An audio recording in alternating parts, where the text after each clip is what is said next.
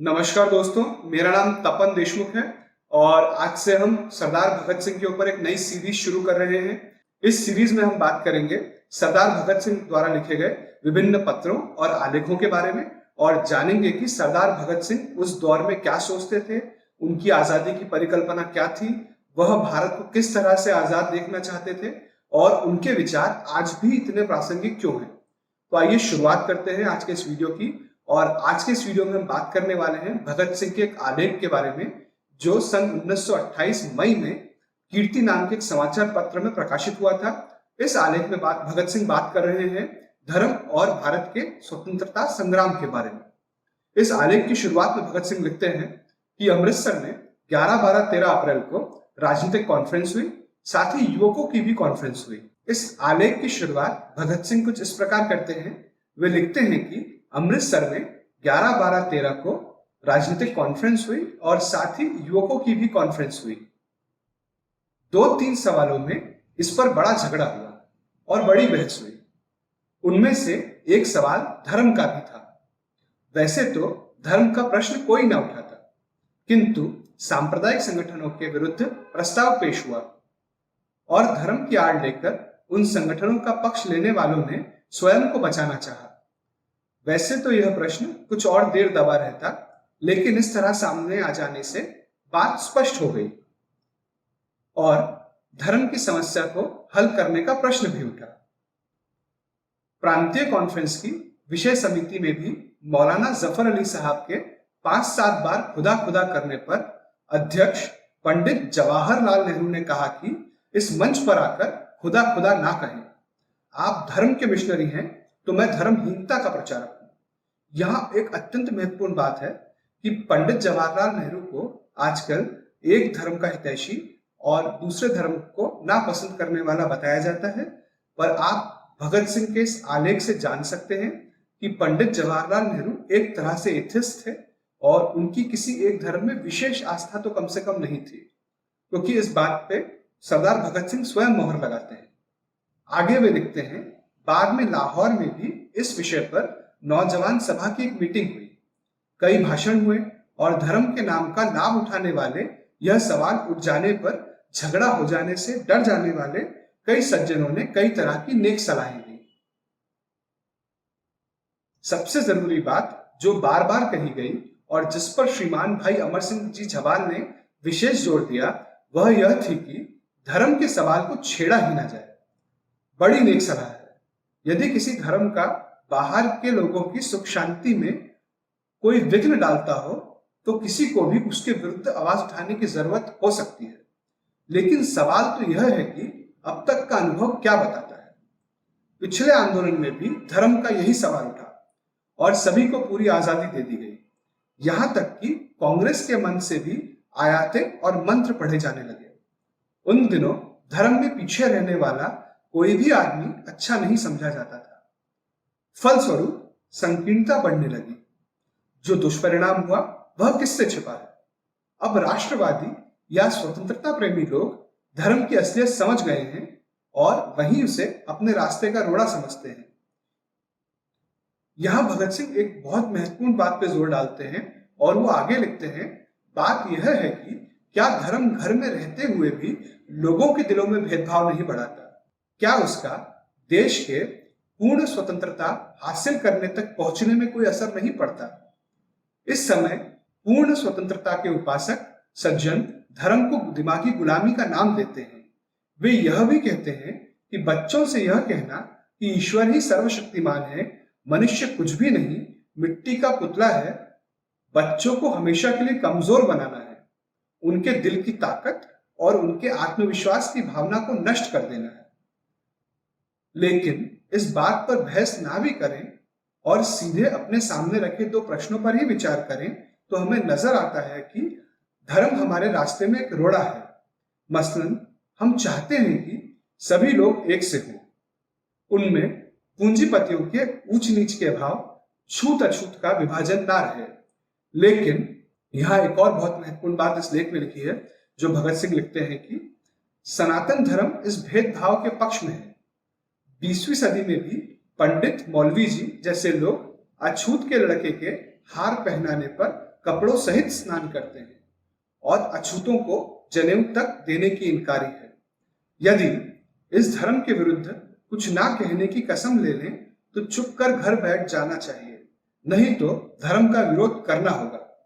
लोग यह भी कहते हैं कि इन बुराइयों का सुधार किया जाए। बहुत खूब, छुआछूत को स्वामी दयानंद ने जो मिटाया तो वे भी 4 वर्णों के आगे नहीं जा पाए। भेदभाव तो फिर भी रहा। गुरुद्वारे जाकर जो सिख राज करेगा खालसा गाय और बाहर आकर पंचायती राज की बातें करे तो इसका मतलब क्या है? धर्म तो कहता है कि इस्लाम पर विश्वास ना करने वालों को तलवार के घाट उतार देना चाहिए, और यदि इधर एकता की दुहाई दी जाए तो परिणाम क्या होगा? हम जानते हैं कि अभी कई और बड़े ऊंचे भाव की आयतें और मंत्र पढ़कर खींचतान करने की कोशिश की जा सकती है, लेकिन सवाल यह है कि इस सारे झगड़े से छुटकारा ही क्यों ना पाया जाए? धर्म का पहाड़ तो हमें हमारे सामने खड़ा नजर आता है। मान लें कि भारत में, यहाँ एक बहुत महत्वपूर्ण बात भगत सिंह कहते हैं, उनका यह कहना है कि अगर मान लीजिए आजादी की लड़ाई लड़ी जाए और दोनों सेनाएं आमने सामने हो तो उस पर भगत सिंह कुछ अलग कहते हैं जो आपको शायद सुनने में अजीब लगे, पर बहुत प्रासंगिक बात वो कह रहे हैं उस दौर की। तो आगे भगत सिंह कहते हैं कि भारत में स्वतंत्रता संग्राम छिड़ जाए, सेनाएं आमने सामने बंदूकें ताने खड़ी हो, गोली चलने ही वाली हो, और यदि उस समय कोई मोहम्मद गौरी की तरह, जैसा कि कहावत बताई जाती है, आज भी हमारे सामने गाय, सुअर, वेद पुराण आदि चीजें खड़ी कर दे तो हम क्या करेंगे? यदि पक्के धार्मिक होंगे तो अपना बोरिया बिस्तर लपेटकर घर बैठ जाएंगे। धर्म के होते हुए हिंदू सिख गाय पर और मुसलमान सुअर पर गोली नहीं चला सकते। धर्म के बड़े पक्के इंसान तो उस समय सोमनाथ के कई हजार पंडों की तरह ठाकुरों के आगे लौटते रहेंगे और दूसरे लोग धर्महीन या अधर्मी काम कर जाएंगे। तो हम किस निष्कर्ष पर पहुंचे? धर्म के विरुद्ध सोचना ही पड़ता है। लेकिन यदि धर्म के पक्ष वालों के तर्क भी सोचे जाएं, तो यह कहते हैं कि दुनिया में अंधेरा हो जाएगा, पाप बढ़ जाएगा। बहुत अच्छा, इसी बात को ले लें। यहां भगत सिंह रूसी महात्मा टॉल्स्टॉय की बात करते हैं और कहते हैं कि रूसी महात्मा टॉल्स्टॉय ने अपनी पुस्तक में धर्म पर बहस करते हुए उसके 3 हिस्से किए हैं। इसेंशियल्स ऑफ रिलीजन यानी धर्म की जरूरी बातें, अर्थात सच बोलना, चोरी ना करना, गरीबों की सहायता करना, प्यार से रहना वगैरह। दूसरा है फिलॉसफी ऑफ रिलीजन यानी जन्म मृत्यु, पुनर्जन्म, संसार संरचना आदि का दर्शन। इनमें आदमी अपनी मर्जी के अनुसार सोचने और समझने का यत्न करता है। तीसरा है रिचुअल्स ऑफ रिलीजन यानी रस्मों रिवाज वगैरह। मतलब यह कि पहले हिस्से में सभी धर्म की बातें एक हैं, सभी कहते हैं सच बोलो, झूठ ना बोलो, प्यार से रहो। इन बातों को कुछ सज्जनों ने इंडिविजुअल रिलीजन कहा है। इनमें तो कोई झगड़े का प्रश्न ही नहीं उठता। देखिए भगत सिंह कितनी गंभीर बात बोल रहे हैं। वो बोल रहे हैं कि सारे धर्म जो हैं उनकी जो मूल बातें हैं वो एक समान है और इनमें तो कोई विवाद है ही नहीं। सब कहते हैं सच बोलो, झूठ मत बोलो, परोपकार करो, गरीबों की सेवा करो, इस तरह की बातें सब बोलते हैं, पर फिर विवाद कहाँ होता है? तो भगत सिंह आगे बोलते हैं कि यह कि ऐसे नेक विचार हर आदमी के होने चाहिए। अब दूसरा फिलॉसफी का प्रश्न है। असल में कहना पड़ता है philosophy is the outcome of human weakness, यानी फिलॉसफी आदमी की कमजोरी का फल है। जहां भी आदमी देख सकते हैं वहां तो कोई झगड़ा नहीं, जहां कुछ नजर ना आया वहीं दिमाग लाना शुरू कर दिया और खास खास निष्कर्ष निकाल लिए। वैसे तो फिलॉसफी बड़ी जरूरी चीज है क्योंकि इसके बगैर उन्नति नहीं हो सकती, लेकिन इसके साथ साथ शांति भी होना जरूरी है। हमारे बुजुर्ग कह गए हैं कि मरने के बाद पुनर्जन्म भी होता है। ईसाई और मुसलमान इस बात को नहीं मानते। बहुत अच्छा, अपना अपना विचार है। यहां आप देखिए भगत सिंह अपनी विचारधारा किसी पे थोप नहीं रहे। वो हर रिलीजन को स्पेस दे रहे हैं, वह हर रिलीजन की अच्छी बातों को सामने ला रहे हैं और बुराइयों को इंगित कर रहे हैं। वह यहाँ भेदभाव नहीं करते कि वह किसी एक धर्म के ऊपर कठोर ना हो या एक धर्म के ऊपर अधिक कठोर हो जाए। वह संतुलन बनाकर बराबर की बात करते हैं आगे वो लिखते हैं, आइए प्यार के साथ बैठकर बहस करें, एक दूसरे के विचार जानें, लेकिन मसला या तनासुब पर बहस होती है तो आर्य समाजियों व मुसलमानों में लाठियां चल जाती हैं।